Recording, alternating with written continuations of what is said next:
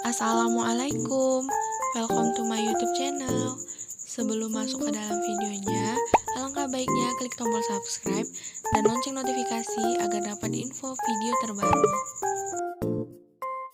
Sebelum ke materinya, perkenalkan saya Arifatul Aini Asnawi, kelas 10 IKM semester 3, mata kuliah Manajemen Bencana, dengan dosen pengampu Bapak Dr. Usiono MA, mahasiswi Fakultas Kesehatan Masyarakat UIN Sumatera Utara. Pada video kali ini, saya akan membahas tentang pertolongan pertama pada gawat darurat atau PPGD dalam kedaruratan bencana. Nah, apa itu PPGD? Info lengkapnya kita simak bersama di video kali ini ya.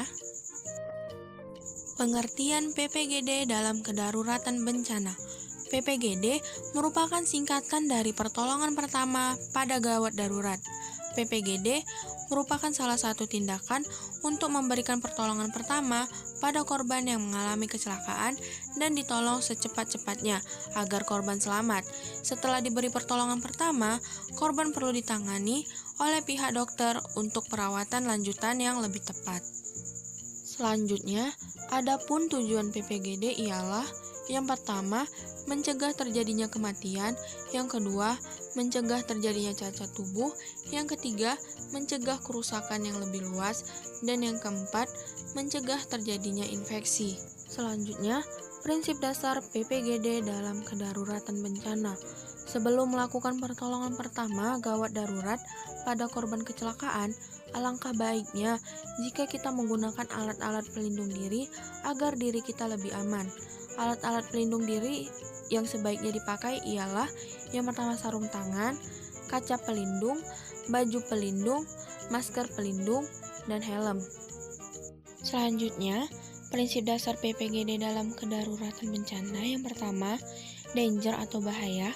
Jangan menolong kalau membahayakan diri sendiri atau pastikan kondisi sekitar sudah aman.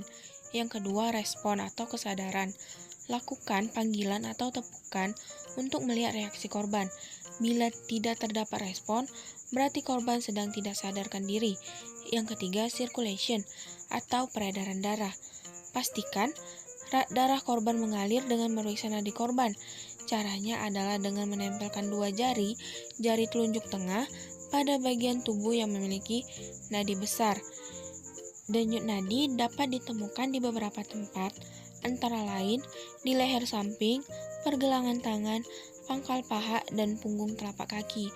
Tidak disarankan untuk mencari denyut nadi dengan menggunakan ibu jari, karena di ibu jari memiliki denyut nadi besar sehingga tidak akurat.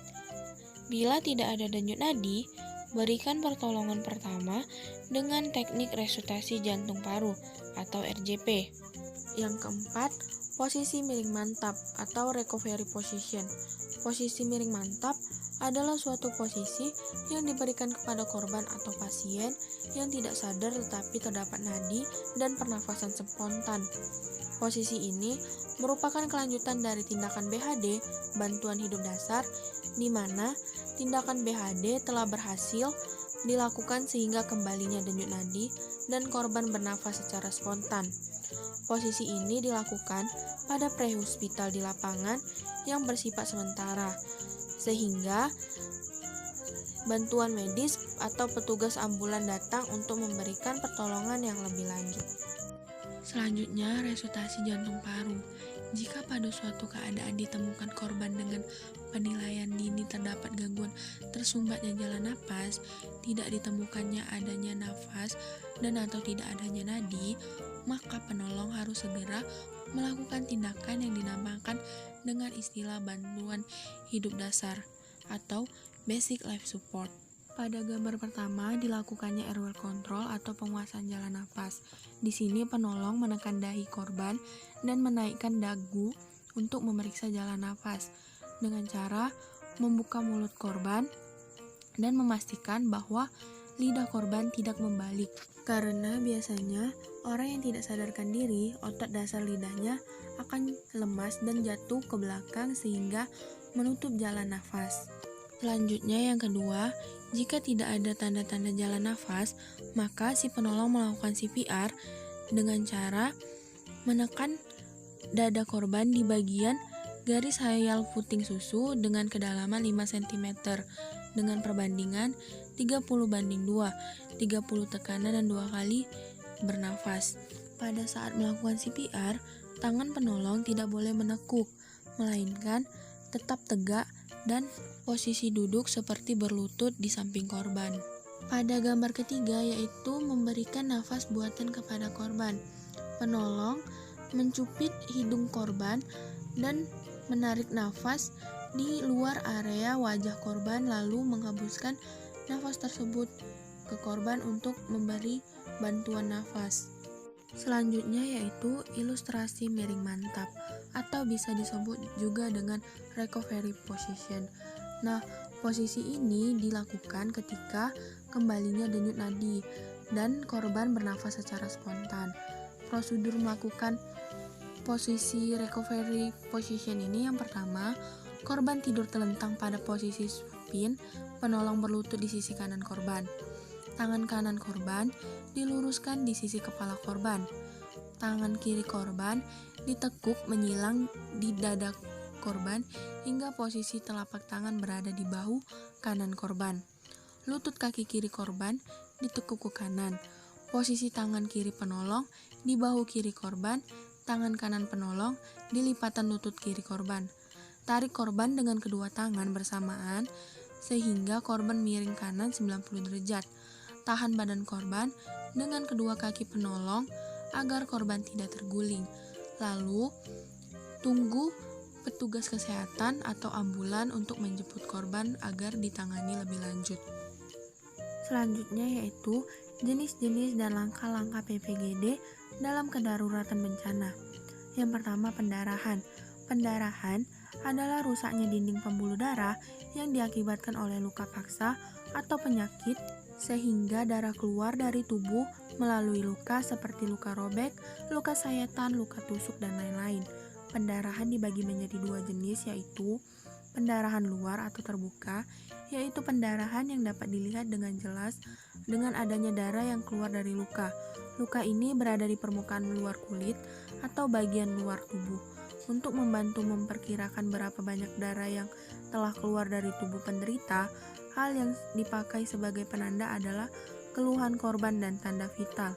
Yang kedua, pendarahan dalam atau pendarahan tertutup, yaitu pendarahan yang tidak tampak terlihat dan darah pun tidak keluar banyak dari luka.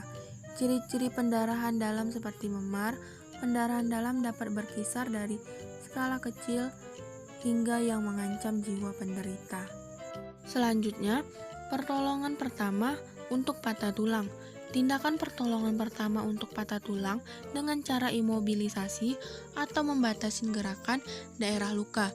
Penyangga dapat digunakan untuk ini. Kontrol pendarahan eksternal, luka pecah yang rumit, di mana anggota tubuh yang sangat cacat mungkin perlu disesuaikan sebelum pemindaiannya paramedis atau staf medis harus melakukan hal ini.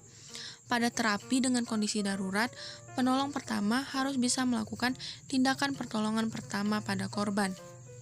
Selanjutnya, alat-alat yang digunakan untuk melakukan pertolongan pertama. Gambar pertama yaitu kain metela. Kain metela berfungsi sebagai pengikat dan penutup luka agar terhindar dari infeksi. Yang kedua yaitu spal. Spal ialah kayu penyangga untuk anggota tulang yang patah agar tidak terjadi banyaknya pergerakan. Dan yang ketiga yaitu bandage. Bandage digunakan untuk menahan balutan dan menyangga sendi yang cedera agar tidak banyak melakukan pergerakan. Selanjutnya, penanganan pertama pada gigitan ular berbisa. Yang pertama, tenangkan korban terlebih dahulu dan usahakan korban tidak bergerak agar sirkulasi darah menjadi lambat. Yang kedua, diamkan anggota kaki atau tangan yang terkena gigitan. Usahakan posisi kaki atau tangan berada di bawah posisi jantung. Yang ketiga, gunakan kain atau tali untuk mengikat bagian antara luka dan jantung. Yang keempat, bersihkan dengan alkohol, keluarkan bisa dengan poison remover atau membuat sayatan X. Yang kelima, lakukan pemijatan di sekitar sayatan untuk mengeluarkan bisa. Selanjutnya, Penanganan pertama pada hipotermia. Yang pertama, pindahkan korban ke tempat yang terlindung dari terpaan angin dan hujan. Yang kedua, korban harus dalam keadaan hangat dan kering. Yang ketiga, periksa saluran pernafasan dan denyut nadi. Yang keempat, masukkan korban pada sleeping bag agar suhu badan korban menjadi hangat. Yang kelima, bisa dilakukan dengan berbagi panas tubuh dari orang lain. Yang keenam, berikan korban makanan yang hangat dan minuman yang manis. Selanjutnya, evakuasi. Evakuasi atau pemindahan korban adalah suatu cara yang digunakan untuk menyelamatkan korban ke tempat yang lebih aman. Dengan memindahkan korban, maka akan membantu dalam proses penanganan korbannya. Penanganan korban yang salah satu menimbulkan cedera lanjutan atau cedera baru. Tujuan evakuasi yang pertama, menyelamatkan jiwa, mencegah cacat, membantu proses penyembuhan, memindahkan dari tempat bahaya ke tempat yang lebih aman. Terima kasih untuk yang sudah mau menonton. Semoga apa yang saya sampaikan berguna untuk kita semua. Dan jika ada salah, saya mohon maaf. See you next video. Bye. Thank you.